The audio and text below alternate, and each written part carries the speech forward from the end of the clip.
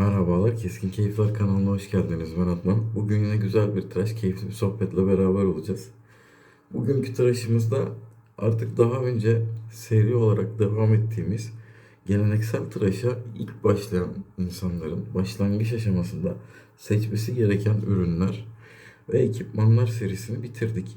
Artık farklı serilere yelken açacağız beraber. Bugünkü tıraşımızda da kullanacağımız ürünler yine kendimizce bir konseptle ürettiğimiz ürünler olacak. Nedir konseptimiz? Bugünkü konseptimiz Türk berberlerinde kullanılan ürünler ağırlıklı olarak çekilecek. Mesela bugün bir Ali Bıyıklı Ustura kullanacağız. Jaguar fırçamız var. Jaguar fırçamızı kullanacağız.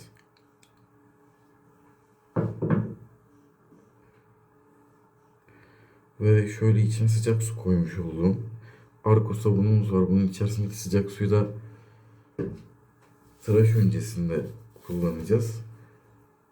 Tıraş sonrasında kullanmak istediğim benim Arkonem kremimiz var. Aletleri ve ekipmanları ben tanıtırken çok fazla video başında anlatmak istemedim açıkçası. Zaten ürünleri kullandıkça onlarla ilgili beraber yorumlar, incelemeler yapıyoruz. Yavaş yavaş tıraşımıza başlayalım. Ben yüzümü yıkayayım önce. Evet, yüzümüzü yıkadık. Sabundan başlayalım. Sabunun içindeki bu puslu suyu kullanacağım yüzümde tıraş öncesi olarak. Bunu YouTube üzerindeki tıraş videosu çeken çoğu insan kullanıyor. Arko'da da kullanılıyor açıkçası. Bunu bir yüzümüze uygulayalım önce.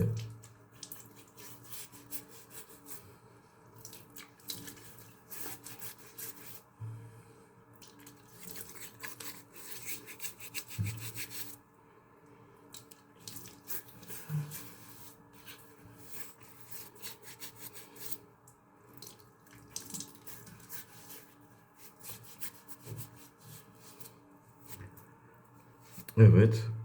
O içindeki suyu yüzümüze uyguladık. Yüzümüz şu an uygulamadan önceye oranla biraz daha kaygan ve su sıcak bir su olduğundan sakallarımızı yumuşatacaktır. Arko sabun ben severek kullanıyorum kendisini. Kapaklı bir tasta saklıyorum. Berberler özelinde çok ünlü bir sabun. Çok sevilerek kullanıyor. Biz de kokusunu severek kullanıyoruz. Bazıları sevmeyebiliyor Arko sabunu. Çünkü hani üst klas bir sabun olarak geçmiyor. Olabilir. Ama Arko sabun 40 TL'lik bir ürün olduğunu unutmamak gerekiyor. 50 gramı 40 TL.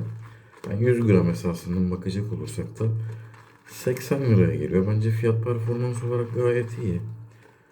Sabun bir kere çok güzel köpürüyor en başta. Yani kuruyor evet.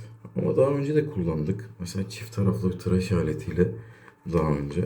Çift taraflı tıraş aletiyle olduğumuz tıraşta hani zaten çok uzun süre yüzde sabunu tutmadığımız için aslında öyle ekstra bir kurulukta hissetmedik. Sadece üçüncü perdenin sonunda hatırlarsınız belki. Bu ilk kısmında biraz kurumuştu. Onun haricinde bir kuruluk hissetmemiştik. Sabun yükledik. Yüzümüzde köpürtelim. Fırçamız Jaguar fırça. Teknik fırçaya ait. Ben bu fırçayla ilgili bilgilere bakmak istedim internetten tıraştan önce ama teknik fırçanın, fırçayı üreten firmanın sitesine dahi girdim.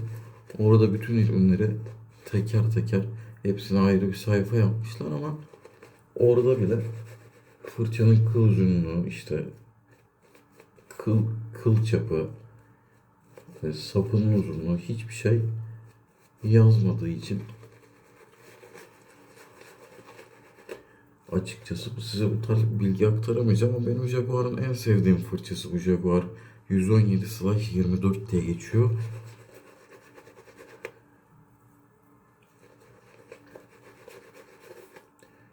Fırçanın kılları gayet çatallanmış ve yumuşak durumda. Ben fırçanın sapı ile kıl uzunluğu oranını gayet seviyorum.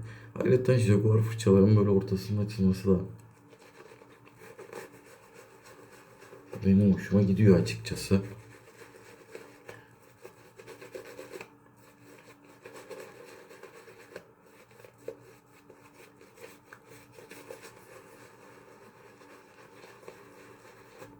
Evet, yüzümüzde yavaşça güzel bir köpük yapıyoruz.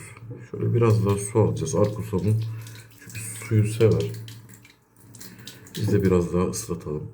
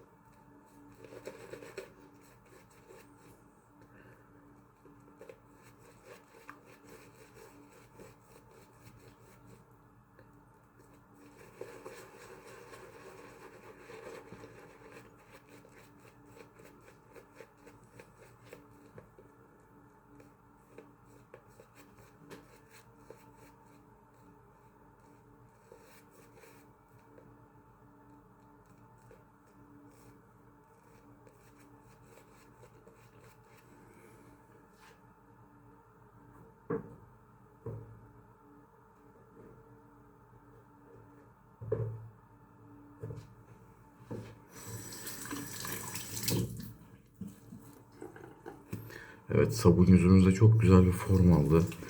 Arko sabunun klasik kokusu da bana her zaman huzur veriyor açıkçası. Ben köpük formunu da gayet seviyorum. Tabii ki çok üst kalite bir sabunla kıyaslamıyorum. Yani 100 gram bir tabak sabunla kıyaslayamayız. O 900 lira. Avrupa'yı bir sabun. Yani onunla kıyaslamamız doğru olmaz açıkçası. Ben açıkçası Arko sabunun yerli bir sabun olduğu için hak ettiği değeri de görmediğini ben düşünüyorum. Evet, tıraşımıza başlayacağız. Bugün dediğim gibi Ali Bıyıklı Ustura ile kullanıyoruz. Bugün benim için biraz da heyecanlı bir gün. Neden? Çünkü ilk videom gibi biraz benim için. Çünkü ben daha önce Ustura'yı hiçbir videoda böyle konuşurken kullanmadım. Hep full fokus bir şekilde Ustura tıraşı oldum. Bakalım bugün hata yapar mıyız? Yapmaz mıyız? Onu da göreceğiz. Peki bugün neden Ali Bıyıklı Ustura? İlk önce bence onu konuşalım.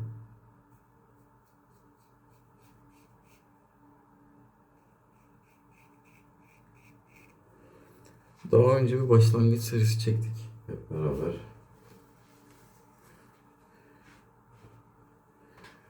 Başlangıç serisinde kullandığımız aletler yeni başlayan insanlar için de. Hani temayı çok bozmadan bir insan eğer ustura tıraşına başlayacaksa bence Ali Bıyıklı ile başlamalı diye düşünüyorum ben. Jiletli ustura özelinde.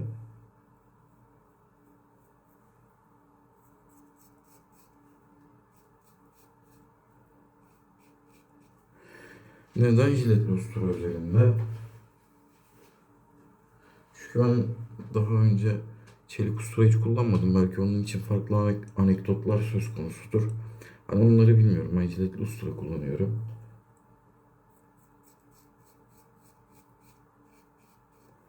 Farklı jiletli usturalar kullanmışlığım da var. Açıkçası ben yeni tıraşa başlayanların Ali Bıyıklı veya Sedef ustura kullanmasını öneririm kendimce.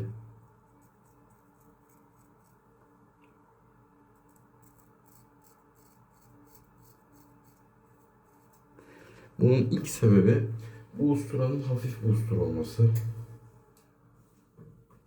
Eğer ilk başlangıçta eliniz daha tam alışmadığında elinizde eğer hafif bir ustura olursa hem kolay tutarsınız hem de yapacağınız hatayı bir tık önceden hissedip daha hassas bir şekilde müdahalede bulunabilirsiniz.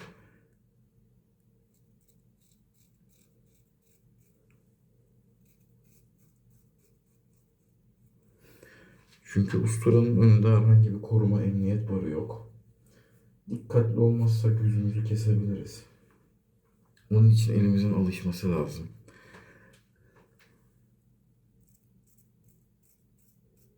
Ha, illa küçük çizikler atacağızdır ama hani hedefimiz her zaman çok büyük kesikler atmamak olsun. Hani küçük çizikler olabilir. Bunlar olurken moralimizi bozmamamız gerekiyor bence. Şimdi bu tarafımızı, sağ tarafımızı tıraş olurken ben usturayı şu şekilde tutuyordum. Yüzlük parmağımla serçe parmağımın arasına sap kısmını koyuyordum. Şimdi ters tarafa geçerken de şu sayede olurken şöyle tutuyorum ben. Bu tutuşla yapıyorum. Çünkü yine sağ elimi kullanacağım. Bu tutuş benim için gayet iyi.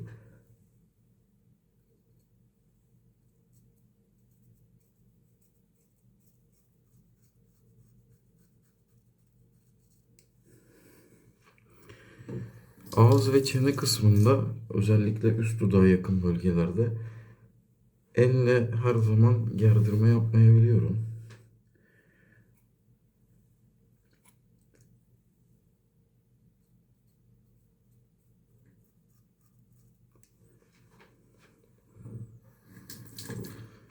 Şimdi biraz kopuk kopuk gidiyoruz. Tıraşa odaklandığım için. Ali Bıyıklı'yı seçmemin ikinci sebebine gelelim.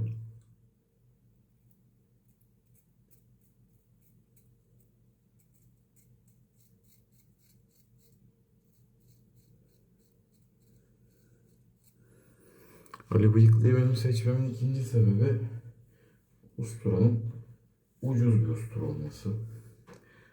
Yani 40 TL bandında şu an internet üzerinde bulunabiliyor açıkçası.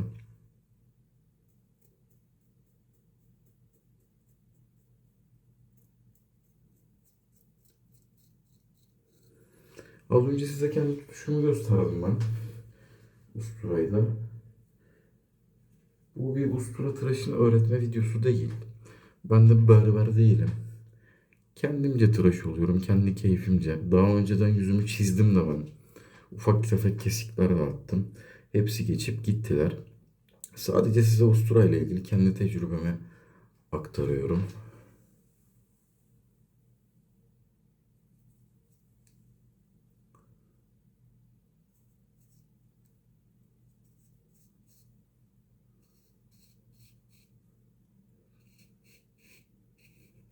Ben jiletli usturaları kullanmayı çok seviyorum. Çocukluğumdan beri de berbere gittiğimde berberin yaptığı ustura tıraşlarını severek izlerdim.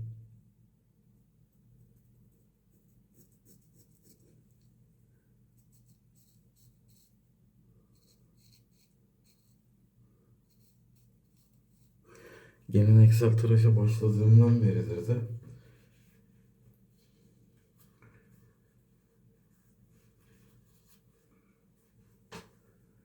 yaklaşık 2 senedir, 2,5 senedir usturayla tıraş oluyorum ben.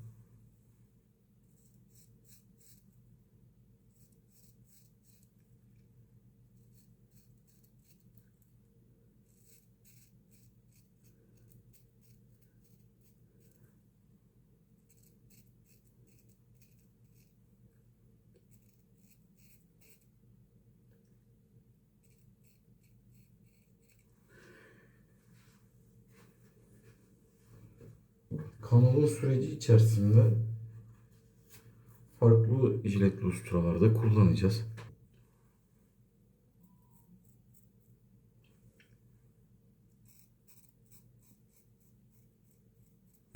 Ama ilk etapta dediğim gibi başlangıçta uygun olacak bir usturayı kullanmak istedim size önerebileceğim.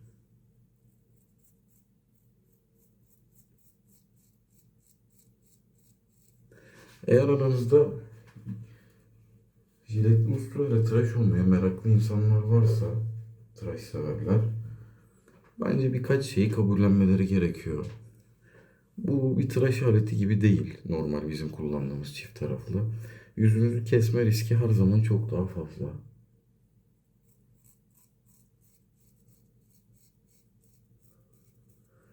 Perde bazında baktığımız zaman bir perdeyi öyle 2 dakikada hemen geçemeyebilirsiniz. Biraz daha yavaş yavaş keyfini çıkarta çıkarta tıraş olacaksınız bence usturaya geçin.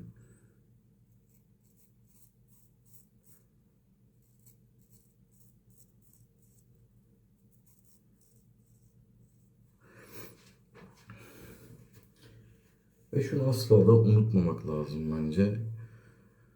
Yani ne kadar dikkat ederseniz de yüzünüze ufak tefek çizikler atabiliyorsunuz.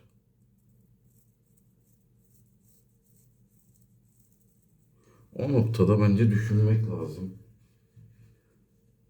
Bu ufak tefek çizikler benim geleneksel tıraş keyfimi kaçırmaya başladı mı? Eğer kaçırıyorsa bence devam etmeyin. Ama ha benim gibiyseniz, ben mesela bu konuda inatçıydım. Yüzüme ufak tefek kesikler atıyordum. Ama diyordum ki bir süre sonra ben yine usta tıraşı olacağım. Elimi alıştıracağım. Yani bu şeyleri minimum düzeye indireceğim.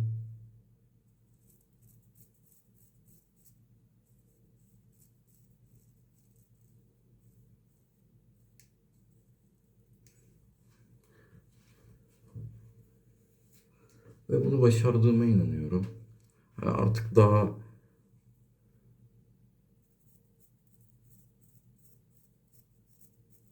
az yüzümü kesiyorum ben. Hatta çok uzun zamandır öyle büyük bir çizik atmadım.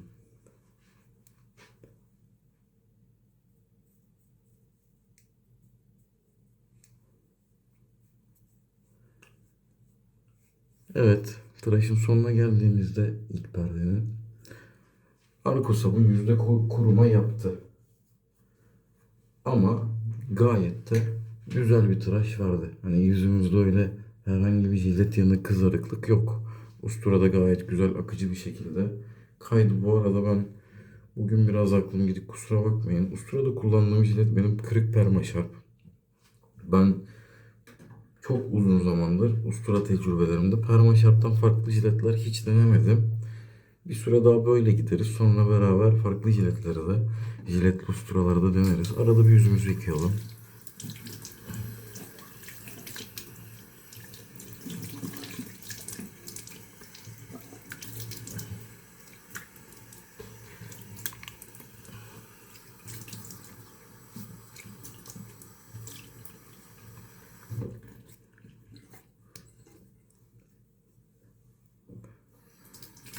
Genel itibariyle baktığımız zaman normal bir tıraş aletine göre çok daha yakın bir tıraş verdi. Açıkçası böyle bıyıklı. Şöyle düzeltme babında ufak bir perde daha tıraş olacağız. Ki yüzümüzde sağda solda atladığımız birkaç bir yer varsa onlara da halletmiş olalım.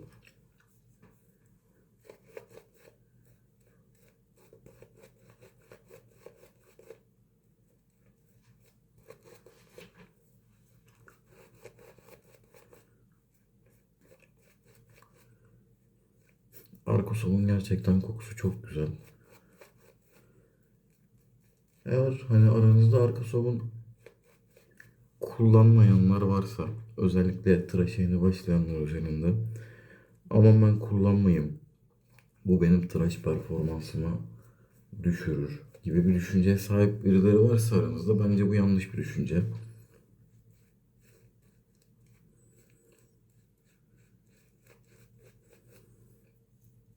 Eğer yüzünüzü güzel bir şekilde hazırlarsanız, güzel bir köpük yaparsanız asla kötü bir tıraş yaşamazsınız arkadaşlar.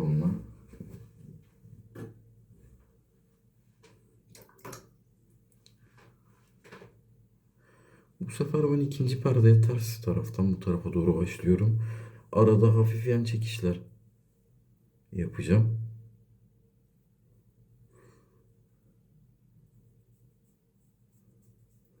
Bu yan çekişleri de YouTube'da videolar çeken Berber Bey var. Şu an ismini hatırlayamadım. Ben kendisini keyifle takip ediyorum. Çok güzel ustura tıraşlar oluyor. Hatta ben bir nebze kendisinden cesarette aldım diyebilirim 2-3 sene önce. Yani usturalar toplayıp artık arada ustura tıraşı olacağım demiştim. Onu çok izlemiştim çünkü.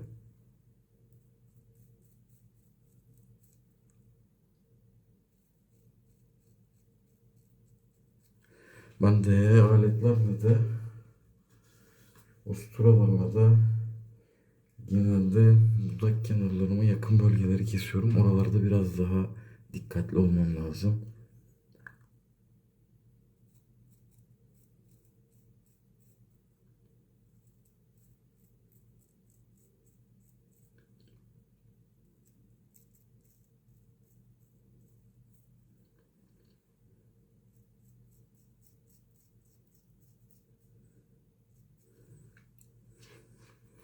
Şöyle görüyoruz, ikinci perde üzerinde bekleyen köpüğümüz birazcık kurulu.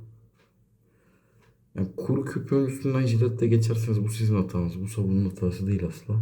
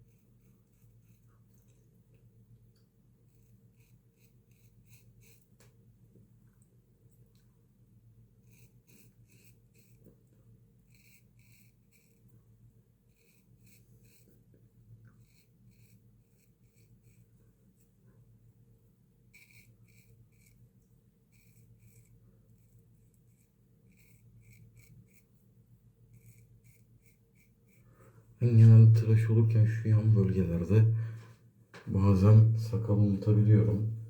Oralara biraz daha dikkat etmek istedim.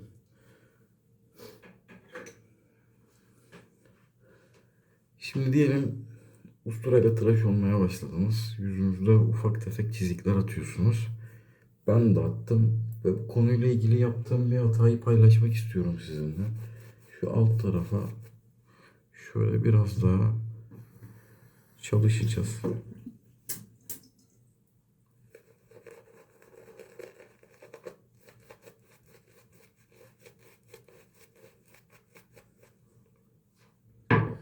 Neydi benim yaptığım ilk hata?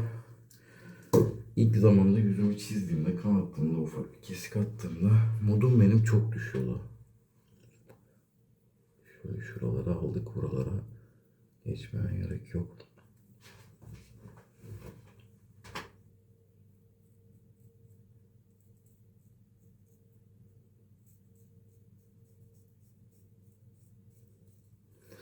Modum düşünce ne oluyordu? Tıraştan aldığım keyif bayağı azalıyordu açıkçası.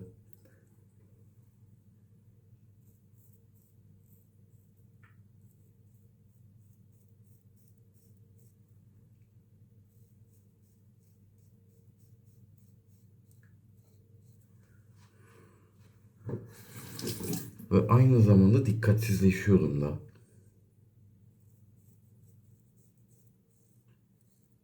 Yani bir önceki kesikte benim girmiş olduğum ruh hali beni daha yeni de oluşabilecek kesiklere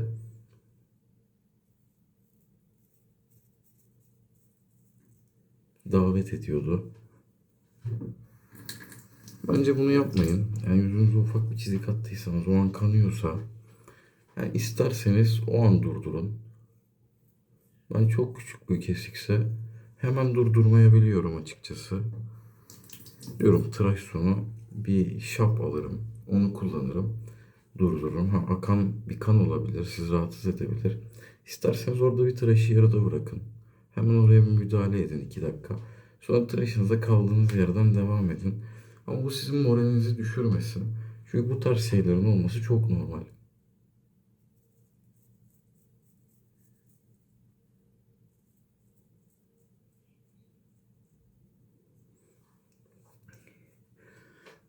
Bakın mesela şurada ufak bir yan çekişte sakal dibinde kanama olmuş. Olabiliyor bunlar.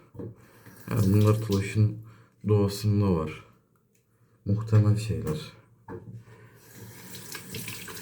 Tıraşımız bitti. Şimdi yüzümüzü soğuk bir suyla yıkayalım.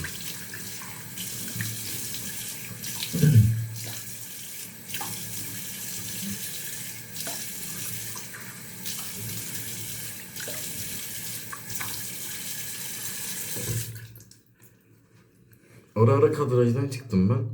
Çünkü şöyle yani ufak bir ipucu olsun.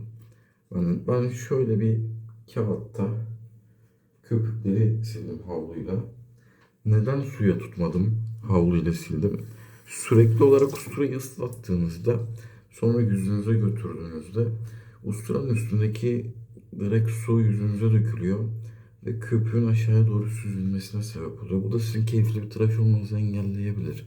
O yüzden yanda bir kağıt havlunun üstünde şöyle terse doğru silerseniz hem daha az su kullanmış olursunuz, su tasarrufu yapmış olursunuz, hem de rahat bir tıraş olursunuz. Tıraşımız bitti, gayet keyifli. Yüzümüzde şu an herhangi bir kanama yok. Gayet temiz duruyor. Bugün tıraş sonrasında kullanacağımız krem Arkonem'in zeytinyağı özlü kremi. Ben bu kremi seviyorum. Hani belki Ayvalıklı olmam, Ayvalık'ta yaşamam. Zeytine sempati duymamdan dolayı olabilir. Ama hoşuma gidiyor. Hissiyatı da açıkçası hoşuma gidiyor.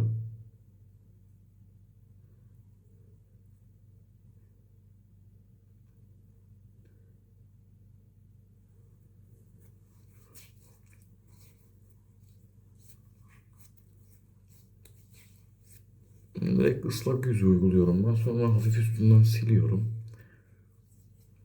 Ve bütün geceyi nemli bir yüzle geçirmemi sağlıyor benim bu krem. Emilimi de gayet iyi açıkçası.